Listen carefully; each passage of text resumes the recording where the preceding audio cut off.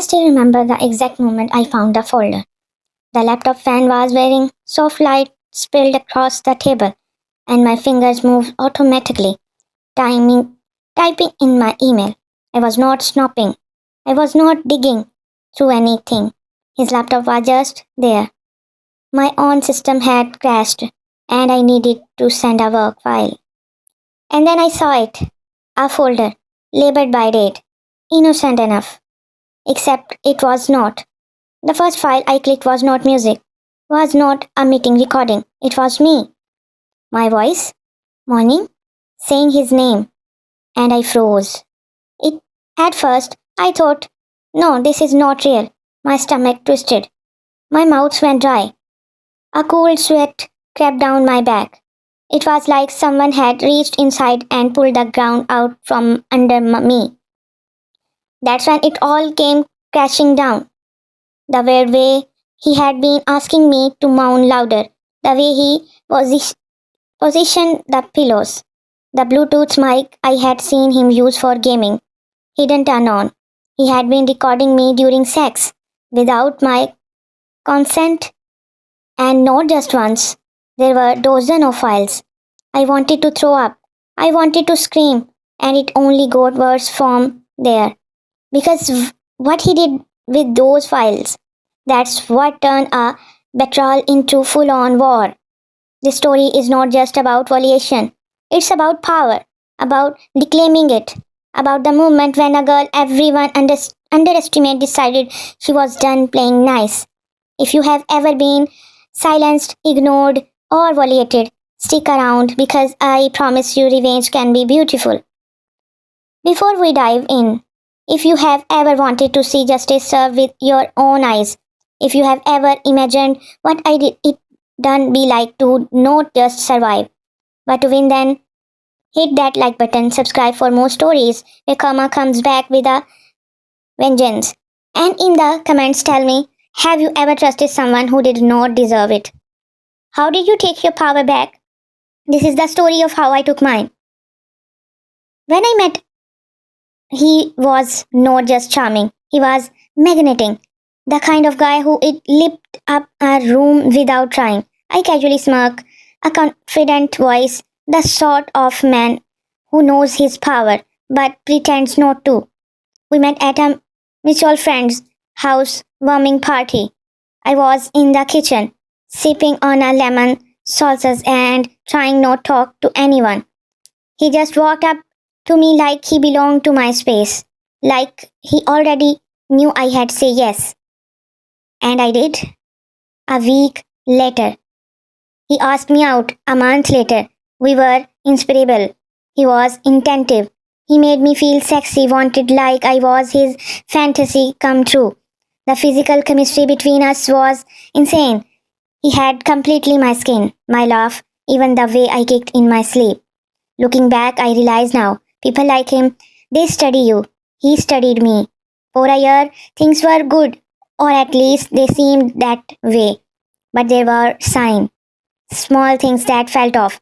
Like the way he always wanted the lights just a certain way in the bedroom, or the way he started encouraging me to be louder. Just let go, baby. He had whispered, moan for me. At first, it was flattering. I thought it was a kink, no big deal. But then he started getting specific, asking me to say his name, telling me to moan. Right there, on repeat, he would adjust pillows to get a better angle of what thought. And when I hesitated, he had say I was too self-conscious, that it was just his thing. I believed him. I don't know I was being recorded. The day I found the folder was a Thursday. I had stayed over the night before, and in the morning my laptop was not start. He was in the shower and I was trying to send a file before a deadline. His MacBook was right there. I opened it, logged into Gmail, and that's when I saw the folder in his desktop, titled Audio Do Not Delete. Curiosity killed that cat, but I was already staring at the wound. I double clicked. Inside were recordings, each labeled with a date and time. Some had my initials, some had his. All of them were audio files. The first one I clicked was from 3 weeks ago, and it hit me like a slagarum.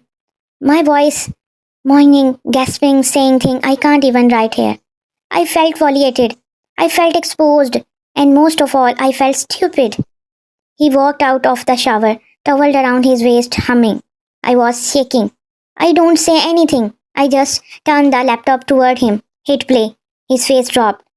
His smile disappeared. But what he said, it's not a big deal. Not a big deal. He tried to justify it. I don't use a camera, just audio. As if that made it okay. As if that erased be betrayal. And then he added, I only shared a few clips in the group chat as a joke. I saw red. He had violated me. And then he had humiliated me publicly. I don't cry. I don't scream. I just stood up, grabbed my thing, and walked out. But I was not done. The first thing I did was file a police report. Calmly, clearly, I documented everything. The laptop folder, the timestamps, the group chat names I could recognize from previous conversations he had. The officer took it seriously. Recording someone without their consent during sex was illegal in our state. But I know the legal system moved slowly, so I had to be faster. Step 1, I changed my phone number. Step 2, I got screenshots of his texts, our conversation, his voice memos asking me to moan louder. Step 3, I reached out to someone I had not talked to in years, his ex. I had found her by scrolling deep into his old Instagram photos. She was tagged in one. I clicked, her page was private, but her bio had a business email. I wrote one line. Did he ever record you too? She responded within the hour. Oh my god, I thought I was crazy. She was not the only one. His ex and I spent that next 72 hours pulling receipts, chat logos, old photos, memory scarps. She had a friend who remembered seeing his phone light up with audio files back when they were dating. Another friend who once asked, why do you always play those weird moaning sounds in the car? It was worse than I thought. We made a list of women he had dated or casually hooked up with. Using social media's clause, he reached out to them one by one. I was not accepting much, but by one, they replied. I know something felt off. He always wanted me to talk dirty in a wide way. He had these rituals, the same ones you mentioned. Some of them were too scared to go public. Respected that. But 4 agreed to join us. 4 women. 4 testimonies. All matching timelines. Similar recordings, same pattern. We had enough to destroy him. We released everything in one go. Screenshots, recordings, testimonies on a public Dropbox, linked anonymously to his employer, his family, and the local press.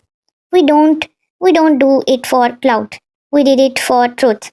His mother called him a disgrace. His sister apologized to me through tears. His workplace fired him within 24 hours. Zero tolerance policy. His friend groups gone. The same guys he shared my audio with publicly denounced him. One even apologized to me. The court case is ongoing, but the fallout immediate. His apartment eviction notice. He could not make rent after losing his job. His social media deleted. All of it. He tried to call me from a burner number once. I blocked it. He tried texting. I'm sorry. I am sorry I sent a copy of the police report. You know what? What's worse than betrayal silence? He thought he could do this and no one would believe me. That shame would keep me quiet. That I did feel too broken to speak. But shame is not mine to carry. It's his. And you? If you are watching this and thinking of all the times you stayed quiet, please hear me when I say this. Your voice is your power. Don't let them take it. If this story shocked you, if you felt that fire, that anger, that satisfaction, then don't forget to like this video. Share it. Let others know they are not alone. Tell me in the comments what's the most shocking betrayal you have ever seen and experienced. And what would your perfect revenge look like? And if you have not already subscribed, because here we turn pain into power and stories into justice.